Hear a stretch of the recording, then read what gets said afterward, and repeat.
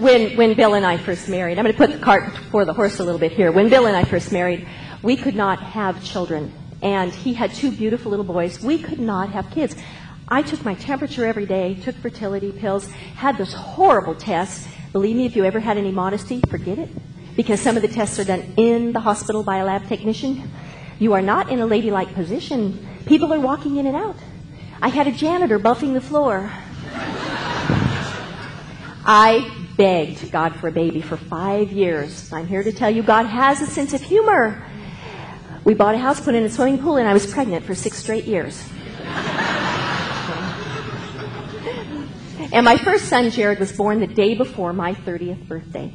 And when I hung around with 2 other girls, I was the youngest. When we turned the ripe old age of 30, we did terrible things to each other. It was rumored that I was responsible for throwing a surprise wake at one of the girls' houses where a 6-foot coffin was the centerpiece. It was also rumored that I was responsible for picking the other one up by wheelchair and ambulance. So they figured they were going to get me good.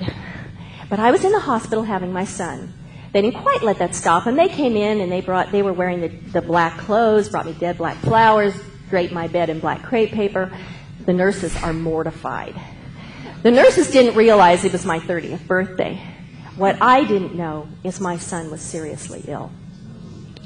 By the next night, we knew that he was in deep trauma, and a team from San Francisco came up and grabbed him and took him back to San Francisco. And we followed the ambulance down. Jared actually was missing part of his heart. And Dr. Zarnicki came down and he said, he's missing the aortic arch, which is the vessel that takes oxygenated blood to the rest of the body. He said, Jared is dying, but we are going to try something. About a year before this, Bill and I were brand new Christians, and we had gone on a trip to Hawaii where we met a wonderful Christian couple by the name of Dick and Katie. And we loved being around them, and we just wanted to know what they knew because they loved the Lord so much. And when we came home, they went to Ohio. We're in California. But we kept in touch. They found out when I finally got pregnant. Well, that morning, Dick went out to start his car. Now, he's an attorney with the 700 Club. He doesn't drive a junker. Car wouldn't start. He went into Katie and said, I'm supposed to be here for some reason this morning. So they were there when we called them that morning to pray with us over Jared. About 5 hours later, Dr. Zarnicki came down, and the best I can say is he was smiling ear to ear. And he said, I've never had a surgery go so well. It turned out Jared was the first child on record to survive the surgery he had. He's now 28. So if you do the math, I guess you know how old I am now. He was only in the hospital 2 weeks, one in a regular room, intensive care one room, and a regular room. And Dr. Popper, his cardiologist, said, you know, I can give you 100 reasons why that baby should have died. I can't give you one why he lived. Needless to say, we told him why he lived. Thank you, Jesus. But I get home from the hospital. 3 months later, I'm pregnant. I did have a miscarriage at about 5 months. 3 months later, I'm pregnant again. I had my beautiful daughter, Ashley. A year went by. I came up pregnant again. I had a miscarriage. 3 months later, I'm pregnant again. And I had my beautiful daughter, Courtney. And with Courtney, I was sick 24 hours a day, 7 days a week, 8.5 months. I'm looking right at her because she's in that position. So I was so sick, I wanted to die. So the day after Courtney was born, we decided I'm having a tube ligation, which I did. And I get home from the hospital, and I am heartsick. And I'm thinking, never again am I going to feel that little thing kick. And never again am I going to, I was just so distraught. And never again am I going to weigh 200 pounds. But 3 months later, we're up camping. I put my toothbrush in my mouth. I gagged. I looked at my husband and said, I'm pregnant. He said, you can't be pregnant. You just had that operation. I said, EPT, early pregnancy toothbrush. This is how it works. I put it in my mouth, brush my teeth, nothing happens. I have clean teeth. I put it in my mouth, I gag. I'm pregnant. So we go back. I go to the nurse, because that's how we did it back then. Gave her my little specimen. She looks at the records and said, Mrs. Kaiser, your tubes were cut and burned. You cannot be pregnant. I said, this does not lie. I'm telling you. I called back at 4 o'clock in the afternoon, and the receptionist said, yes, Mrs. Kaiser, you are pregnant. Would you like to schedule an abortion? Would you like a side of fries with that? And the sad part is, every non-Christian person I knew, including my parents, thought I was going to have an abortion because that was not a planned pregnancy. And I fell to my knees and I said, thank you, Jesus, because he gave me a second chance. Because 35 years ago, I had an abortion. 35 years. You know, I believed my parents when they said, it's what I should do. I believed the doctors when the doctor said, it sells, it's not even alive. And I believed society when they said, it was my right to do so. You know what's amazing? You go to a hospital now, and on one floor, parents will pay anything to save a preemie. Doctors will do anything to save a preemie. Same hospital, another floor. A doctor's taken a preemie's life, and nobody notices. Our country, if you abuse an animal, which I don't advocate, but you can be arrested, but we kill our babies.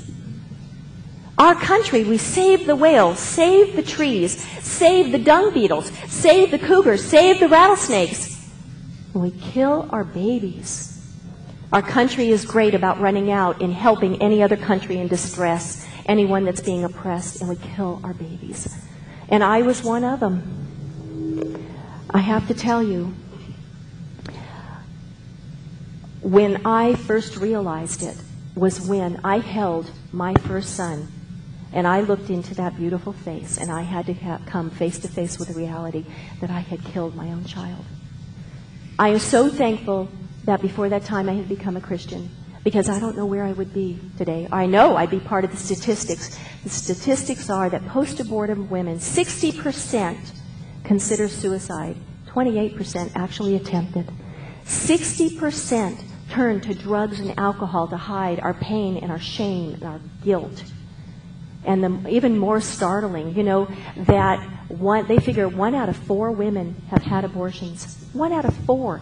And in the church is not much better. 1 out of 5 in the church.